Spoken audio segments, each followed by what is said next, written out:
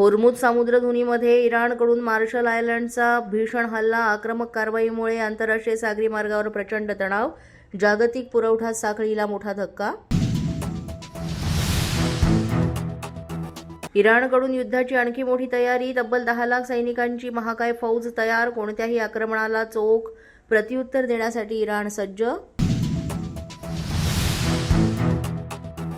सर्व राज्यांनी टीम इंडियाप्रमाणे एकत्रितपणे काम करावं, राज्यांनी आपली तयारी भक्कम ठेवावी, सर्व राज्यांच्या मुख्यमंत्र्यांना मोदींचं आवाहन. युद्धाचा मच्छीमारांवरही परिणाम, जाळ्या बोटींचं साहित्य आणि इतर उपकरणांचा पुरवठा विस्कळीत, परिणामी बाजारात माशांची आवक घटली. आखाती देशातील युद्धामुळे रुपयाची घसरण, डॉलरच्या तुलनेत रुपया पहिल्यांदाच 94 वरून 82 वर, मागील 14 वर्षातील रुपयाची सर्वाधिक घसरण. विधानभवनात प्रवेश मिळवण्यासाठी मोठा गैरप्रकार उघड, बनावट प्रवेशिका प्रकरणात 7 जणांवर गुन्हा दाखल, अर्थसंकल्पीय अधिवेशनासाठी 50 बनावट पासे जप्त. राज्यामध्ये 31 मार्चला मेघगर्जनेसह वादळी पावसाचा हवामान विभागाचा इशारा, विदर्भ, मराठवाडा, मध्य महाराष्ट्रामध्ये गारपिटीचीही शक्यता.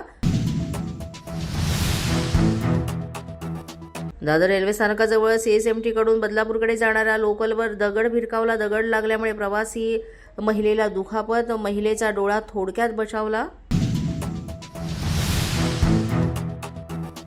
आजपासून रंगणार आयपीएलचा थरार, चिन्नास्वामी स्टेडियमवर होणार 19व्या हंगामाची सुरुवात, बंगळुरू विरुद्ध हैदराबाद पहिला सामना, षटकार चौकारांची आतिषबाजी अनुभवण्यासाठी जगभरातील क्रिकेटप्रेमी होणार सज्ज.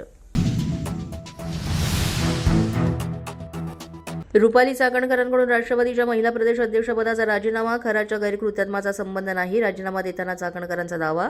पोलीस बंधा न्यूजच्या या बातमीपत्रात आज इतकंच. तुम्हाला आमचं बातमीपत्र कसं वाटतंय याबाबत अवश्य अभिप्राय कळवा. यासाठी पोलीस बंधा न्यूजचं युट्यूब चॅनल सबस्क्राईब करा, तसंच आमचं फेसबुक, इंस्टाग्राम आणि ट्विटर अकाउंट फॉलो करा. अधिक माहितीसाठी आमच्या www.policemazhanews.com या वेबसाईटला भेट द्या. आमचे अधिकृत प्रतिनिधी व्हायचं असेल तर स्क्रीनवर दिलेल्या क्रमांकांवर आजच संपर्क साधा.